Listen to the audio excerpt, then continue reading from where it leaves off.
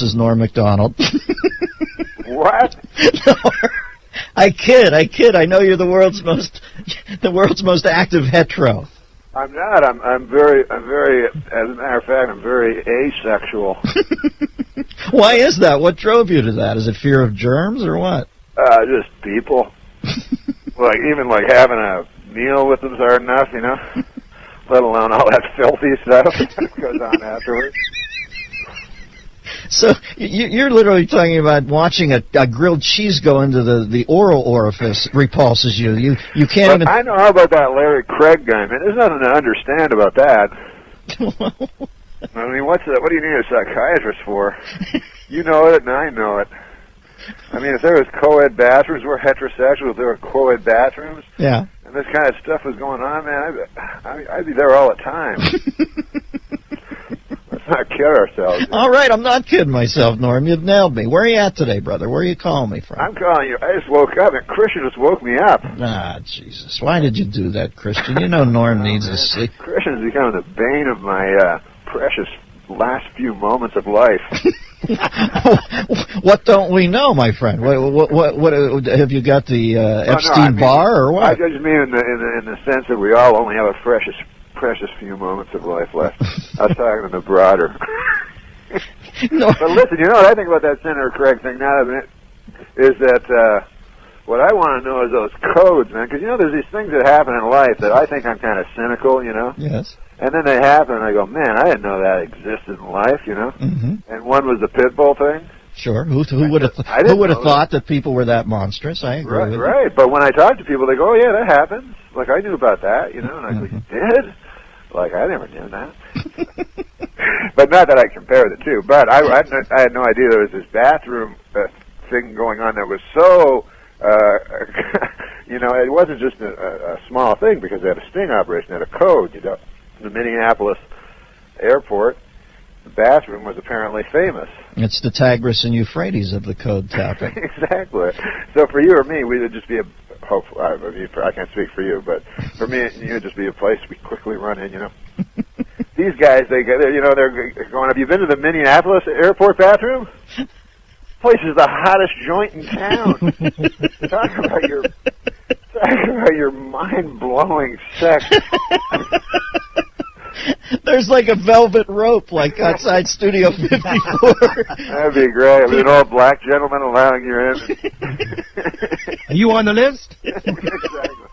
You know, my feeling, Norm, is they ought to put in, like Grauman's Chinese Theater, put how wide Craig's footprints were in soft cement in there, so people can come in for photo ops and see how absolutely. Yeah, I think they should put a list of what the code is, because I don't know codes, you know, and I don't want to do the code by mistake, because a lot of times I'll be listening to my iPod. Well, you know, the thing about the code is if you don't know it you miss. What if I was tapping my toes to listening to my Billy Joe Shaver CD? Right. And my toe tapped against an old dude's police officer, and then he knocked on the thing, and I took off my clothes. I go, what? He goes, what time is it? I go, 7 o'clock. I look at my watch. He goes, are you sure? I go, absolutely. Next thing, he's clambering under or something. I go, no, I don't know that. Misreading the whole thing. You need the code at all? Couldn't you, like, if I was doing it, I would just stand in the center of the bathroom thing and just, you know, peer at guys. I know you give off the wrong vibe. All of a sudden you got Sam Drucker. You know when you go to get your car re-lubed and they lay on that thing that has wheels on it? You look down, you got Sam Drucker coming under the stall into yours. Or if you misdo the code, the Carpathia shows up in an effort to pull people out of the lifeboats. The anonymous thing to me has always been, because I find it like it would take me probably a year before I was comfortable enough with a person, you know. Right. Show them my back of my hair on my back. But the anonymous part, like, here's a guy, he's never met a guy ever, you know, in his whole life. And he's in an airport, and he's like, come on in, sir, we don't have much time. You know, I hope you like the place. I was just defecating in it. I didn't want to do that. Anyways, I got an 8:40 to Chicago. I don't have much time to disrobe and get to this film. I'm going to grab a slice of Sbarro and...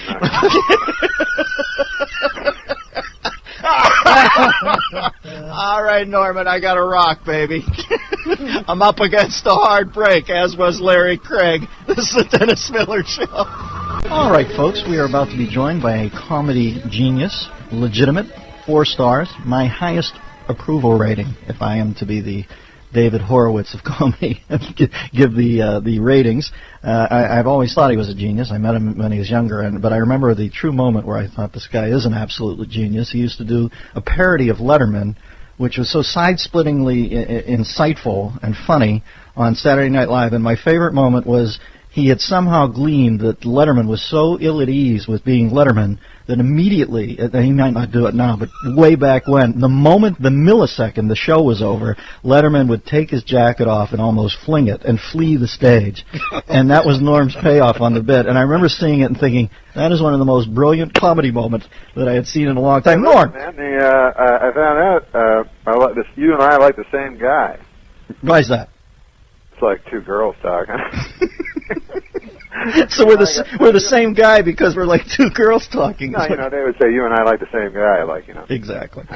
It's Dennis. It's Brian Regan. I mean.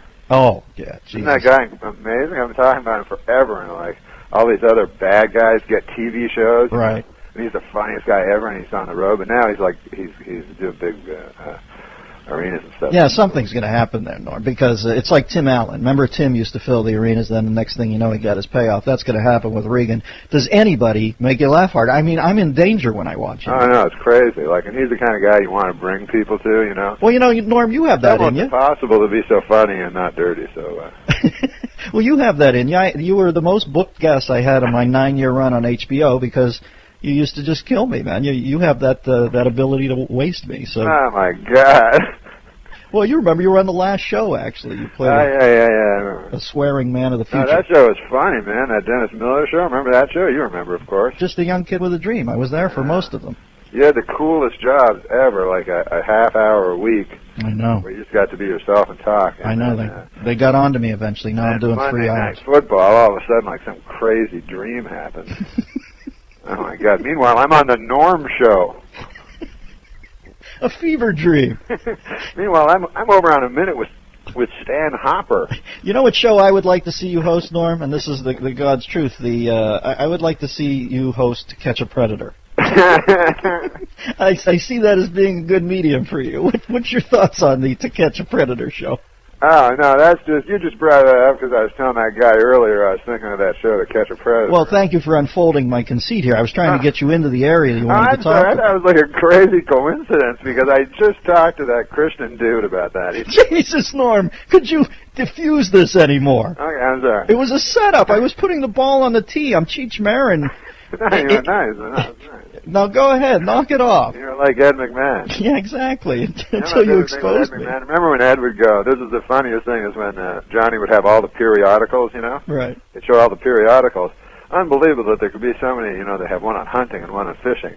And then Ed McMahon would go, I'm glad you brought those. Because you brought every magazine that there could be on this subject. Every magazine on the subject of hunting is here in this pile. There's not a magazine that isn't. And then Carson would come in with some sort of rejoinder and take it back. He would use, like if it was a hunting thing, he'd go, you were wrong. Yes, you were wrong, Elmer Fudd. Elmer Fudd breath. I thought it would be funny if it was a 911 tape. Remember when Carson had the heart attack? Right. This seemed funnier to me when he was still alive, But he had that heart attack if there was like a 911 tape, because they have them on everywhere now, Yes. And it was Johnny Carson phoning, and he was like, how do you feel, sir? And he's like, I feel like I have a yak on my chest. You are correct, sir. Tell me about... Funny about Dana and Johnny doing those guys, because that was before I was in show business. I just watched you guys on TV do it. Right. When they did the Carson, I love that they do them different than they really are. You know what I mean? Like that they play Ed McMahon like a very in control guy. That talked back to Carson. You know what I mean? Mm-hmm. And mocked him. Right. That was really funny to me. Phil, well, that was Phil's instinct to do that, and who was funnier than Phil?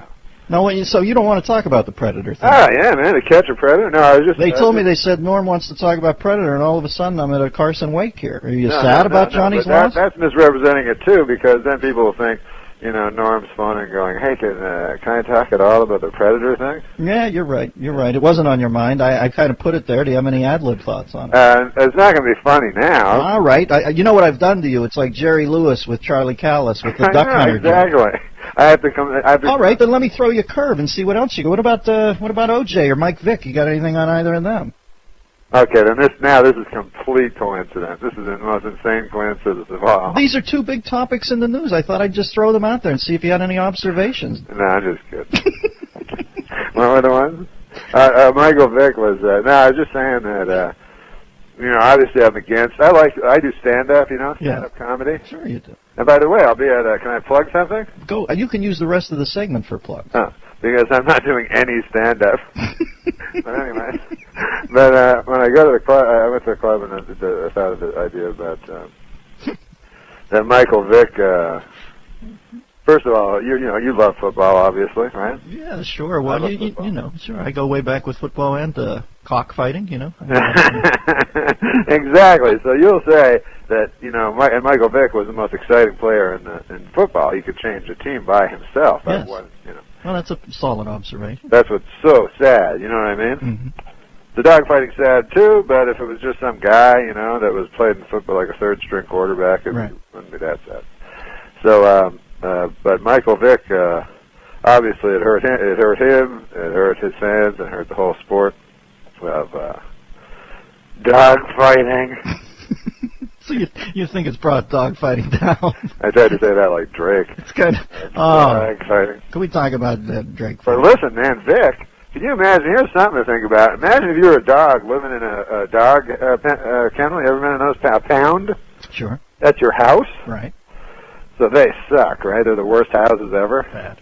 So the dog will go anywhere, and dogs love everyone. So they're just sitting in their horrible place, and, the guy, an old bald guy comes in and wants to bring you home, and you're all happy. Normally you're not, right? Yeah, sure. So imagine you're sitting there and you're like, hey guys, man, you're not going to believe this, but we got adopted, all of us got adopted, and you're not going to believe for a second who it was. And they're like, who? Was it that bald guy from earlier today? No, it wasn't no bald guy. Think left-hander, Atlanta. It was Michael Vick. That's who it was. Now, get out of here. That's who's our new owner. They're excited, you see? Very pumped up, the dogs. They're pumped up. They're like, you're kidding me. I'm trying to be clean. Mm-hmm. And then they go and they go, wow, they're in the house. Everything's exciting. They were just in a pound. Now they're at Michael Vick's house. They couldn't be more excited. They hit the jackpot. And they're walking through the house going, man, I've never seen so many TVs. And then later it's not so good. When the other guys tell him, Right. When the other guys go, listen, he's a good, Michael Vick's a complicated character. And I love Michael Vick. Ralph will tell you. But, yeah. Ralph is the other dog. The other dog. He's talking, how the dogs talk and they have names. Sure, and they go. Ralph will tell you, I said Vic is the best thing to have in a football in forever. But on the other hand, he electrocuted me last week. So I have mixed feelings with Vic. This is one thing about the Michael Vick thing. He electrocuted them, which was awful, and shot them, right? Right. And then in one of them, he strangled them. Yeah, it's hard. So I was saying, as heinous as this seems, that one part, him strangling a pit bull dog, yes, seems not so heinous. It seems kind of brave, if that's all he ever did. And, I'm sure Michael Vick's hands are really strong with a pit bull's neck. Well, Norm, when I see the nuances you've peeled back on the Vick story, I could only send you a big, hearty hail thank you that you dodged the To Catch a Predator question. Well, that's the one I wanted to talk about. Because I have no idea where that was. So you have no time on the show anymore, so you can't talk about it? Well, do you want to stay for a segment? What? I'm going to take a commercial. Can you stay? I wouldn't mind telling you that to catch a predator and see if you'll laugh. I know you didn't laugh at all at that one. Norm, listen. When I'm in the presence of greatness, I simply sit and I listen. Hang on to the Predator story till after this Dennis Miller Show. Two things. I was wondering where Sal was during that thing. Sabes made the miscalculation of turning his mic off. He was laughing so hard, and he didn't think anybody would be able to hear Norm. I was wondering, where's old Sal? Secondly, if I seem a little halting with Norm. Now, Sal, you hear me do a lot of interviews. I'm always usually forceful, but I find Norm such a genius. I don't want to interject and get in the way of the story. You got to let him run. I mean, it's as good as it gets. Let's go back to Norm. Norm, I'm sorry, my friend. I've got around 3 minutes left. Can you codify your thoughts on To Catch a Predator and unspool a little tale? My thoughts on To Catch a Predator cannot be captured in your sound bite. Now, I know the first, I don't know what the word is in radio. In TV, on talk shows, when I'm booked, we call it the next segment. Right. The last segment bombed. Let's not kid ourselves. No, it didn't bomb. Though. Are you kidding me? It was gold. It was just about. Yeah, I was listening to you unspool the gold. I mean, sometimes when you're on radio, you go, man, maybe people are just laughing in the studio because that's their job. But people at home are not enjoying it at all, so you feel bad about yourself. Well, the bit was volatile. But then when the guys in the studio also clearly not responding to anything, and then they go, now the funniest was in the commercial, I said, so, he goes, you got to wrap it up in a minute, the Predator thing, like I'm...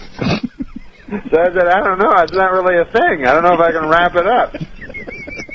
So he said, I don't think it's going well.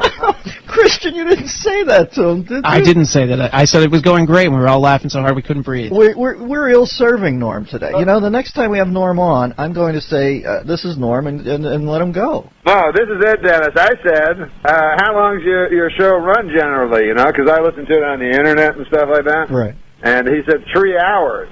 And he goes, your second segment's up. And I go, what was my first segment, by the way? He goes, that was like 6 minutes. That was your big one. So, it's a 3-hour show. Well, we've been gaslighting you, Norm. We brought you in here in a deliberate effort to drive you crazy. You sound suitably perplexed now, but might I tell you, you're simply the most insightful, perplexed man I've ever met. We'll have you back. Let's have Norm back and give him a full half hour. No, because that'd be great. Well, will you come back at this point? Or are you so angry? Man, you're a great interviewer and stuff, right? Yeah, but I was a little intimidated by you. Well, here's a weird thing when you're interviewing somebody, because I've seen them all, man. I've seen Parr, Yeah, sure. I've seen, mostly I watch Parr. But I've seen them all, Sure, you go way back. And rarely, Merv Griffin, one of the greatest ever, he's just fast. Who was a greater interviewer than that dude? Nobody. But Merv Griffin would never say, Norm, I understand you want to talk about To Catch a Predator. What else does it say here? Michael Vick.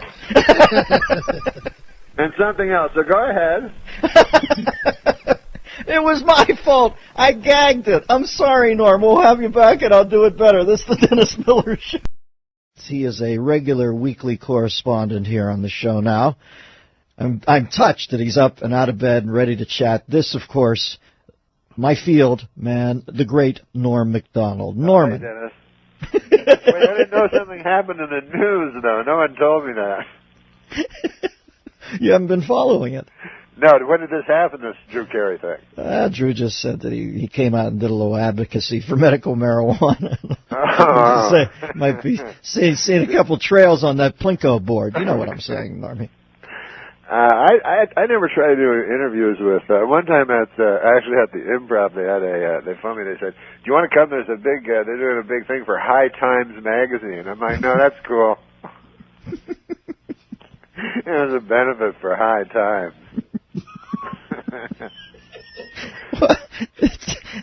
You have to do some charitable work, Norm. Hey, I thought since the writer's strike, yes. This is a bit I just came up with like 10 minutes ago in my head. But you know how the writer's strike happened, right? Yes. Did you already do this bit? No, we were just about to get to it, but you beat us to it. No, I knew that everybody would be doing this lame bit. No, go ahead. Okay, so I went into my vault and I got some of the older jokes, because I was thinking sometimes maybe a writer's strike is good. Maybe if there was a writer's strike now, people would have to read Shakespeare instead of James Patterson. You know what I mean? So, anyways. Boy, how about Christmas just ended? I can hardly read what I'm writing. Christmas just ended, and I dragged out my Christmas tree. I found a great way, Dennis, to get rid of it. I just put a price tag on it on the corner, and I wait for Winona Ryder to steal it. But, these are gold. This is gold. This amnesty bill was spearheaded by Teddy Kennedy. It died in Congress, and apparently, out of sheer habit, Teddy Kennedy didn't report it dead for 10 hours. I think. But no, Winona Ryder is in trouble though, and took the stand today. This is a couple of days later, I think. Yes. I think this is a couple of weeks later. Winona Ryder got in trouble. We all remember that. She took the stand today. Now the stand is missing. And then there's something about, John Ehrlichman. This is a really old one. John President Nixon's aide de camp. It says, John Ehrlichman, this guy I would not buy a used car from, and there's like ... It's just the start of a joke, I think, that I never got to. To finish, but what's going on there? Drew Carey has decided at this time in his career, when he's becoming a game show host, to talk about marijuana. He's going to talk about a little pot. But you know, Drew, he's a good-hearted guy. He's his own man. Guy. He's a very sweet guy. Does the right thing. What else is up in your life, Normie? And if you want to continue with the stuff from the vault, I just broke a rib on the Ehrlichman thing. That is the joke. The ... It's like the Larry King column. That used to be my favorite part. ... I love going down to get the mail in the morning. ... I liked Ethel Rosenberg better than Julia. This is a really sad story, kind of, because I had a chance to meet Johnny Carson, because on Saturday Night Live I just do those ... things for what's his name? For Larry King? Yeah, Larry King. And then it turned out Johnny Carson, he would wake up like every day, right, and get that USA Today and just phone his friends and go, hey, listen to this one, like how retarded they were, Right. And then when he heard mine, like he was all excited, so he wanted to meet me, and then I didn't meet him. I was afraid. ... Oh, no. Norm, I love having you on. But the last show, Dennis, that was against Johnny? Huh? Remember you were the last show that was against Johnny Carson? Oh, do I? They took me to the guillotine in 6 months. I remember going against. That was pretty cool. Well, he was good to me. I remember Carson called me when I was ramping up to do the show. And, I'm in my office. You remember we were over in, where were we? On the KTLA lot? Yeah, I get a call, and my secretary comes in. She's almost like passed out, fainting. She says, Johnny Carson's on the phone. And he was actually quite, Carson was a class act, man. Yeah. And he was a class act because he knew he was about to bludgeon you to death in the ratings. But he was always a cool guy. Now, what do you think about this dog, the bounty hunter? Have you been following that at all, Norm? Oh, that guy, I mean, to me that sounds racist.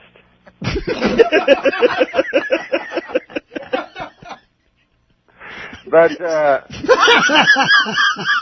like you gotta remember that even though that is a racist comment, listen, man, we've all known bounty hunters in our time, and they have that thing like curse like a sailor. Well, that could go for bounty hunters just as well. They just chose sailor. Those guys, I mean, they're not like you or me, No, they're bounty hunters. If you choose that as your career, you're a bounty hunter. Listen, some salty language is not going to be you may as well just be a longshoreman. No, there's nothing worse than bounty hunting. Norm, you're a genius. All right, we got a couple of minutes left. Anything else you want to lay on the listeners before we leave today? That was funny, that bounty hunting thing. Seems like he's going to get a pass on it, right? I don't think so, Norm. I think he's in trouble. Are his bounty hunting days over? Where's he go from that? We can't keep you on. I'm sorry, but, you have to... you have a public image of hunting down criminals in their hotel rooms, diving at them in the middle of the night and beating them up. We can't have you saying racist things.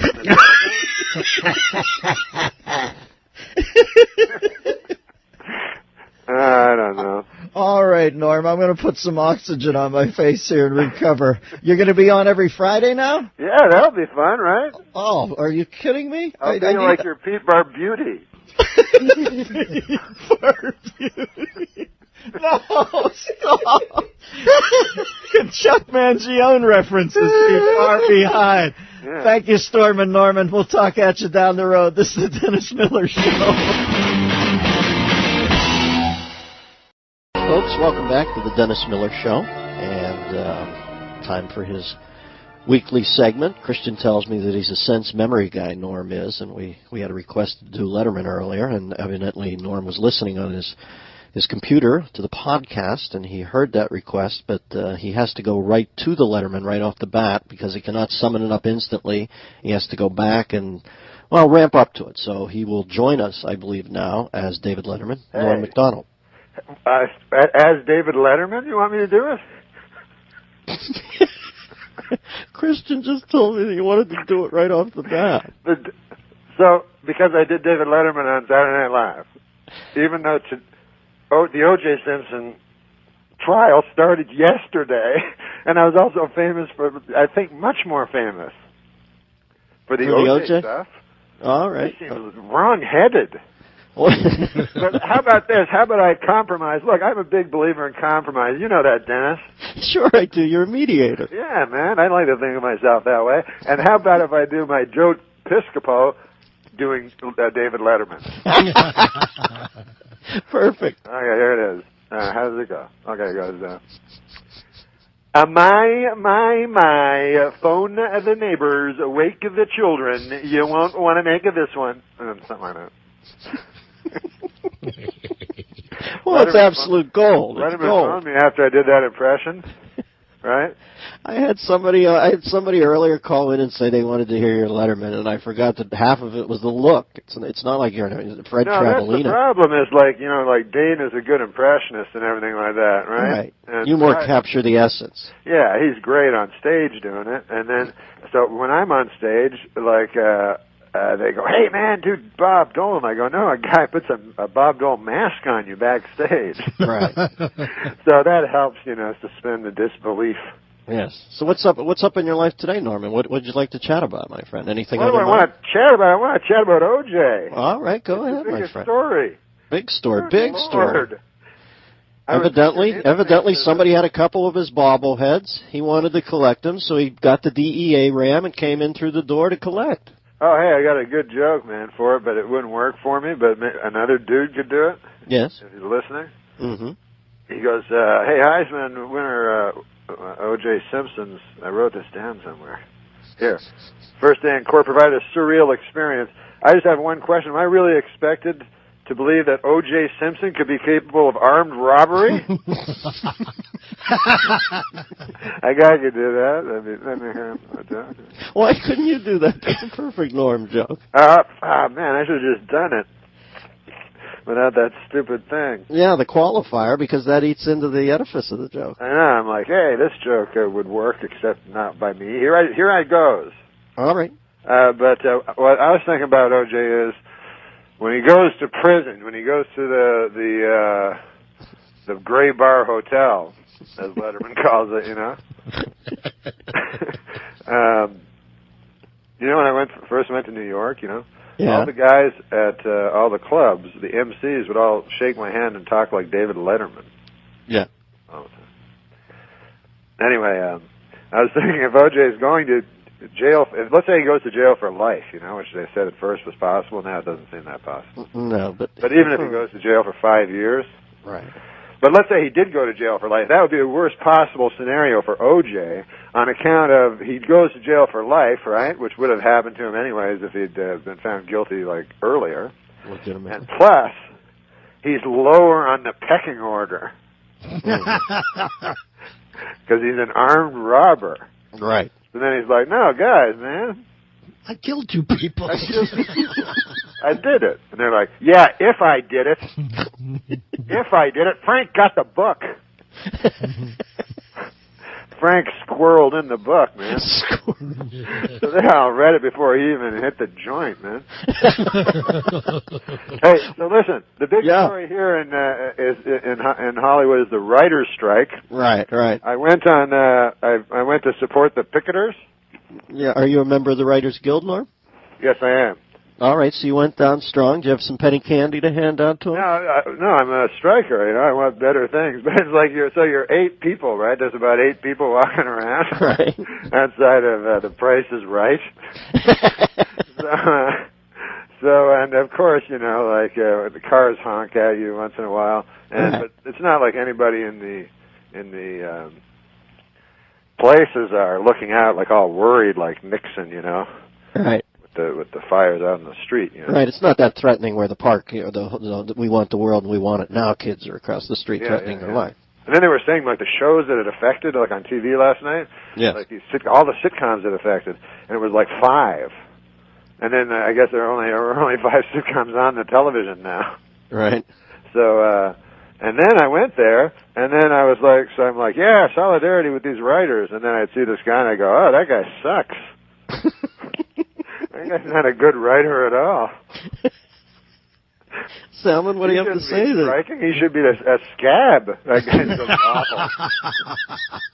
Not a showrunner, but rather a scab. Yeah. The only job he could get is picketer. So how much time did you log on the picket line, Norm, and how were you received by the other 8 people? Were they starstruck that you were there, or did they embrace you as a fellow scribe? Oh, no. Many of them didn't recognize me. Really? I find that hard to believe. Yeah, I don't know if it's, I figure it could be a couple things. What's that? Maybe they're just such a younger generation now, you know, these young wonks, you know? Mm-hmm. Or maybe my career has fizzled into oblivion. No. What are you Hey, working listen, on? man, since the writer's strike, though, it makes even more sense to go to the vault. You heard I love when vault. you go into the vault. I love when you go into the vault. Give me a couple of nuggets. Well, this makes perfect sense, because I can't, since I'm a member of the Writers Guild, I can't write jokes. No, but you can take stuff that was written prior to the strike and tell us it. And was also, I'd like to make a note about the vault. Yes. These jokes have never been done anywhere else. No. They were placed in the vault just in such a case. I'm like Ed McMahon. In a pristine condition. Wasn't it the funniest when Ed McMahon he'd have all the magazines, you know? Right. And these questions have never been seen before. I'm glad you brought all those magazines. Because you brought every magazine there is on nature and wildlife is in this. It was a perfect setup. I'm like, no, you are wrong, field and stream breath or whatever. How great were those guys? Whenever people would go like, oh, Ed McMahon sucked, I go, no, he was great, man. They completely missed the point. Ed was a freaking genius. Yeah, of course. He used to kill me. He knew what he was there for. Well, give me a nugget from the vault. Give me a circa 19, I don't know, what do you have, a joke from the 90s, the early part of What the hell is this one? Okay, let's see. Oh, man, that doesn't seem like a good one from the vault to start on. No, well, put it away then. Put it back Lord. in the vault. Mm-hmm. What about that next one in front of you? What? What about the next joke in front of you? I'm starting to, I don't know. I am quickly losing faith in this bit, the vault. I hate to say it. There's got to be one. Yeah, well, last night I tried to take my mind off things. I went to see that new Hugh Grant movie, 3 Weddings and a Black Hooker. Joke should stay in vault. Hey, listen, man, what about that? How about that Rick James? He's in trouble. He's in a lot of hot water for assaulting a girlfriend. Here's a little note to the ladies. Getting branded on the thigh with a cigarette, not foreplay. And a little tip to the ladies. This is gold. I found something in the vault. I forgot. I found something in the vault that's sort of topical because it was just Halloween and my pumpkin is sitting out on the stoop. Yes. A week after Halloween, you know. So it's all still shriveled applicable. and wrinkled.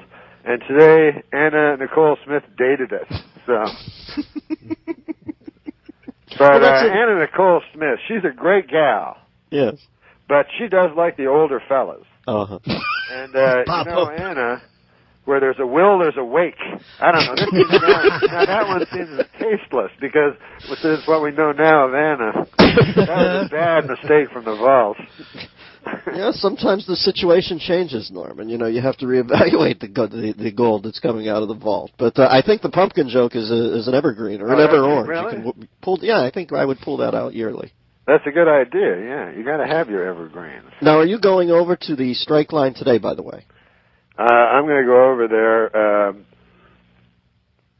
going to meet a couple of guys there that are my friends. Right. Very mediocre writers. Deserve really whatever they were offered, you know. They should take. Most of these guys, I know them personally, you know.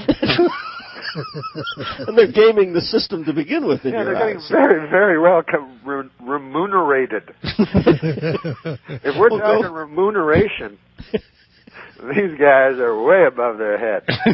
They came here. All right, well, go over and fight the good fight, Norm. You're the new Eugene Debs. We'll talk to you next week, my friend. Always good to chat at you. The great Norm Macdonald. This is the Dennis Miller.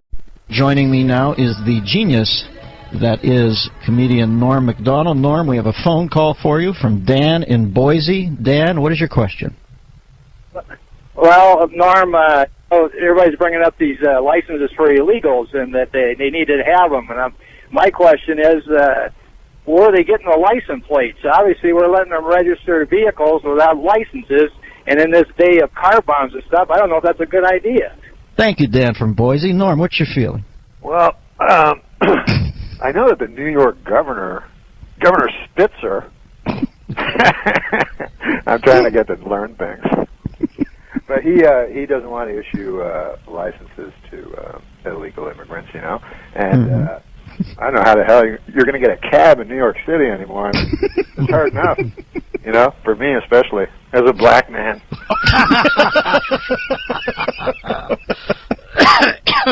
I'm sorry, Normie. I just dropped that question into your lap because I knew that you would handle it and volley it back seamlessly. Oh, man.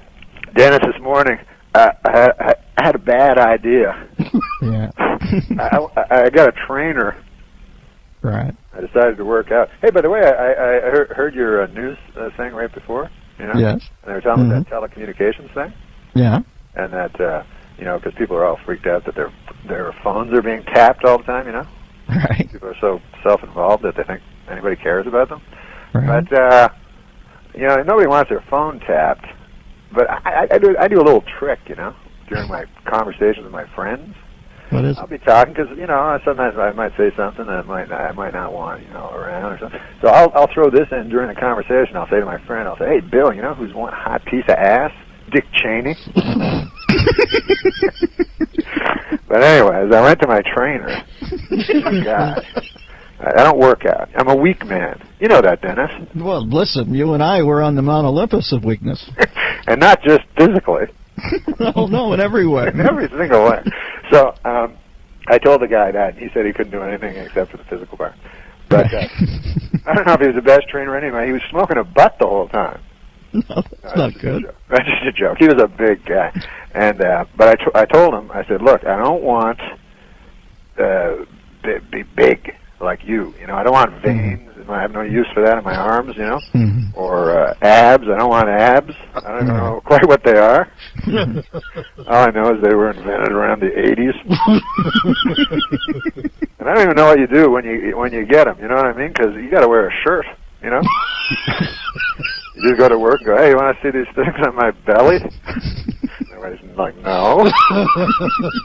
But so I told the guy, I said that I'm here for one reason and one reason only. I want to have one hot ass. But this guy explained to me, it was horrible. First he puts me on a treadmill, and they really should give that a better name too, a treadmill. You know, it's so, and it's exactly what it is. You just walk, you know, you just you're like a beast of burden at that point. Yeah, just trudge, and you get real tired, and you go nowhere, you know? I get enough of that in my real life, you know? Me too. Yeah, sure.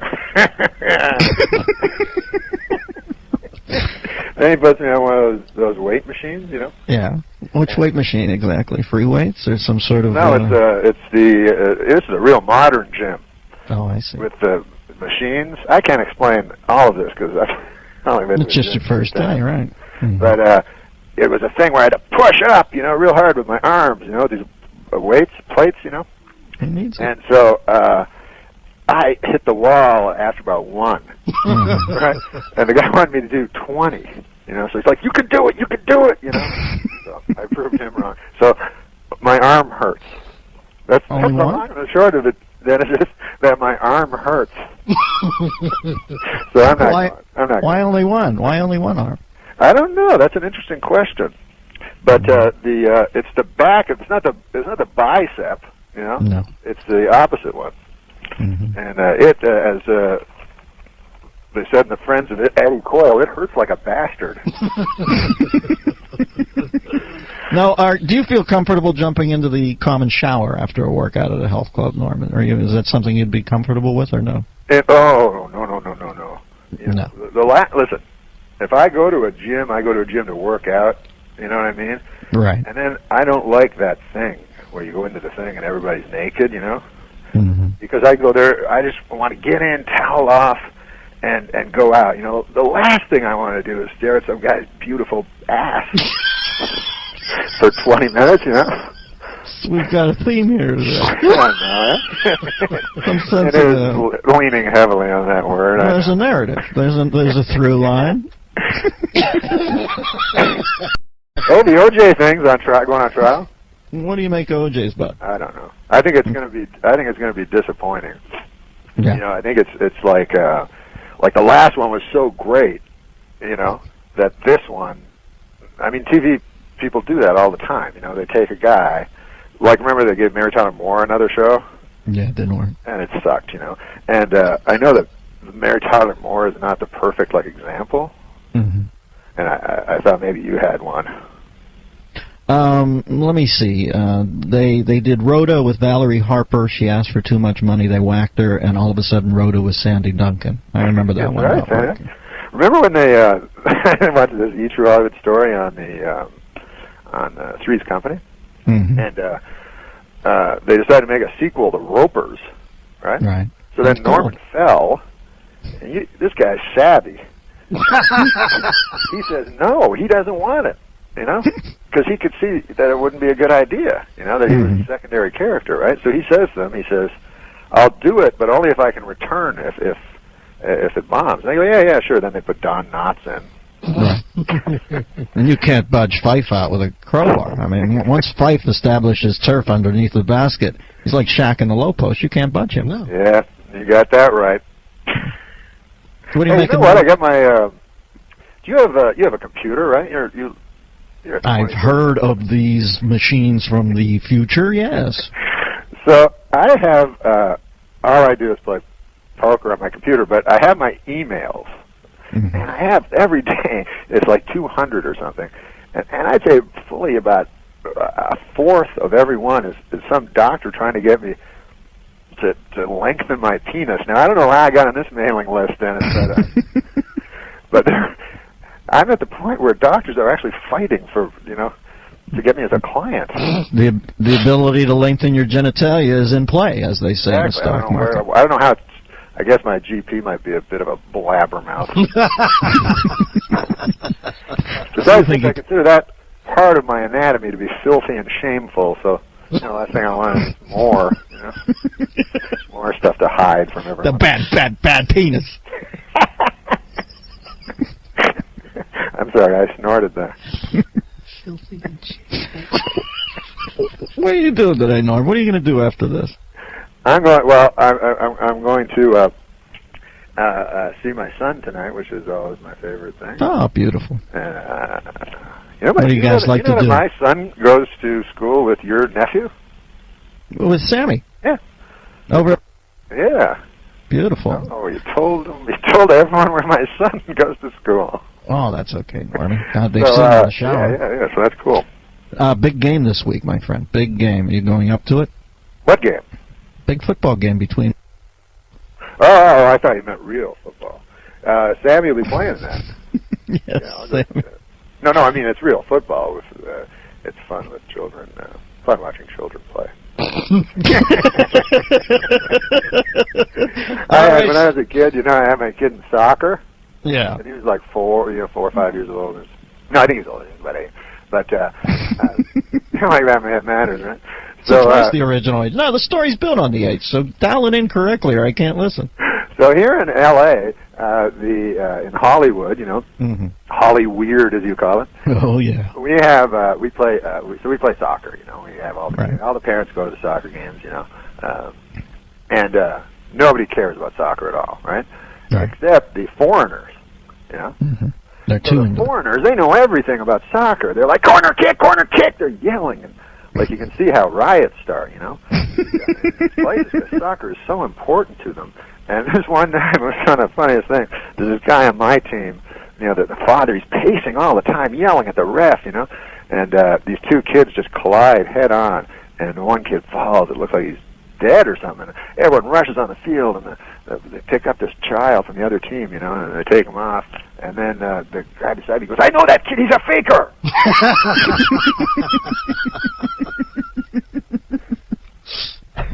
Oh, foreigners are funny. Speaking of my boy, yeah, people are always debating whether movies cause kids to act out what they see on the screen, right? And I never really knew if that was true or not, but I never prescribed to that. It actually happened in my case. I showed my youngest boy Dagwood, he's a little boy. I showed him the film. I don't know if you've ever seen it, Cool Hand Luke. Then he tried to eat 50 eggs. Dagwood did. Yeah, Dagwood tried to eat 50 eggs, and like an idiot, I'm there, like, helping him out. I'm like, get mad at them damn eggs! Come on now! But he's a good boy, Dagwood. You were playing the George Kennedy role. I was, yeah. All right. He's a regular class world beater. That Luke! That Luke! All right. Luke. Hey, Walking Boss, I got a roll. I got a commercial. Thanks for checking in, Normie. Beautiful as always. This is Dennis. Welcome back, folks. We've got Norm. Next time you call in from another island, maybe you can use a cheerleader megaphone so I can get a worse connection. Now?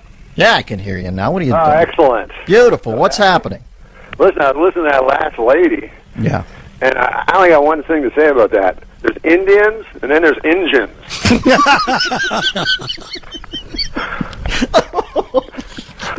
And we're underway. Look, no Indian ever scalped me, but you can't trust them Injuns. All right, Normie. And we're off and running. I got a list of things that I'm thankful for. Every year I make them on the day before Thanksgiving. Right. So I can make a little speech, Right. And I like if you'll have me to read my list. Yeah, I'm going to not even interrupt you. You take your time. Well, firstly, I'm thankful for the fine ladies who live across this country and leave pies on their windowsills, so an old chunk of coal like me might have a meal from time to time. I'm thankful for all of my 5 children, especially the one that I like. I'm thankful for the simple things in life, like bread. Although I've never tried it myself, I hear it's quite good. I'm very thankful for the brave man who pulled me from a burning building last April and unfortunately perished in the process. I'll never forget him, I don't remember his name, but I think he had a mustache. Oh, Jesus, Lord. Of course, I'm thankful for being able to do stand-up comedy for a living, There's nothing more gratifying than to step on a stage before a quiet crowd and with my comedy slowly turn them into an unruly mob. I'm thankful for women, the greatest creatures on earth, because without women, Dennis, there would be no cookies.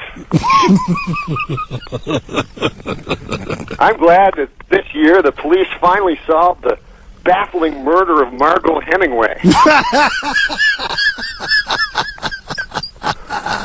And finally, what I'm most thankful for, of course, is serious, is friends. Yes, friends. Especially that one where Joey buys Chandler a duck. That's the one I like the best. Norm, I don't even think we punctuate that. I think it's such a beautiful list that we appreciate you calling in, and we are thankful for your continued patronage here, and you have a good time in Hawaii. Happy Thanksgiving, my friend. Yeah, give my love to your family, buddy. All right, we'll talk at you down the road. The lovely Norm Macdonald. This is the Dennis. You know, is Norm ready? How is Norm this morning, Chris? Norm's good. He sounded a little groggy. I asked him if I had woken him up, and he said, no, I had to wake up to answer the phone. And he also mentioned that he wrote a poem last night. He had to find it, but I'm informed that he has found it, so Norm has a poem for us. Is Norm ready to go? Hey, Dennis, how you doing, man? What's up, E. Cummings? How are you today? Hey, I want to say hi to Sal, too. I forgot I never say hi to him. Hey, Norm. How you doing, pal? Good, man. That didn't go so well. No, we're ripping out of the gate. You're Cha-Cha Meldowney. This is your bit, man. I'm not going to step on it. You just jumped the tree. Go ahead. What do you got today, Normie? I like to give you free reign. What do you want to talk about? Well, did you see that Packers game last night? Oh, great game. Who's the second-string quarterback? I'm blanking on his name for the Packers. Huh? Aaron Rodgers. He looked great, didn't he? Yeah, I don't know if there'll ever be a quarterback controversy there or not, but yeah, he was amazing. Yeah, the kid looked pretty prepped. I think it augurs well for the Pack if Favre moves on. Because I don't know if Favre will ever move on. I mean, it's like being Conan O'Brien waiting for Leno. That guy ain't going nowhere. No, Jay, they're going to have to go in there with a Buford pusser stick and knock him out and drag him out. But yeah, that was a great game, man. I was going for Green Bay, but did you bet the game? No, I no longer bet. Oh, you're off the stuff. Yeah, although I was so tempted this week to bet against the Pats with the largest spread in NFL history. Right. And you can't cover that kind of line the way the clock moves so fast. 25 points, right? Well, I'm glad you stayed off the stuff there, Norman. Yeah, I didn't know I had opened a Pandora's box there, but yeah, I start doing that before you know it, man. I'll be betting my fingers against Chinamen. No, not Chinamen. But I mean, no, Pacific Rim denizens. Asian American. No, but I will tell you one thing. As ethnic slurs go, yes, Chinaman has to be one of the least offensive. It literally says a man from China. Yeah, I mean, because on Kung Fu, that's what they you Chinaman, he'd go, wah! And he was only half a Chinaman. That's right, he was. It's like the difference between the Cleveland Indians and the Washington Redskins. I can see where Redskin might upset somebody, just a little. I don't think you're ever going to get a change, but at least it is a bit denigrating. But Indians, isn't that? I never understand that. You don't understand that? No. Well, here's the thing, man. Or Braves. I have no formal education, and as a matter of fact, I don't have any informal education. It's not like I'm hanging out with professors on the weekend, right? Yes. But this is the way I understand it. Chris Columbus, he sailed over here, and then he got here, and he thought it was India. Jesus, what a dolt. And that's the source of us all. Yeah, so he goes, hey, man, look at all those Indians. All right. Oh, that's it. And then one of his buddies goes, hey, man, we took a wrong turn at the middle of the Pacific Ocean. This is America. And then he goes, hey, you Indians better get the hell out of here. You're not even in the right country. Well, once you're about to take a country from somebody, you cannot refer to them as Native Americans. It only makes your task harder. They will fight harder because you've already told them you assume that it is their property. But my feeling is at some point there were an ice people, a horde of, almost Piltdown men-like creatures who the Indians or whatever, the Native Americans came in and took this from. Isn't that the way of the world, Norm? That eventually everybody takes something. What's a Piltdown, man? You talking about the old days? I'm sorry to throw you off the scent of the conversation. I'm talking about in Paleolithic times. I assume that the Native Americans were not native here either, but came down and took this from somebody else. That's just the way of the world. Yeah, everybody takes everything. Listen, Mother Nature is a brutal bitch. A red-clawed, paint the picture. Machine that eats and shrieking harridan. Yeah,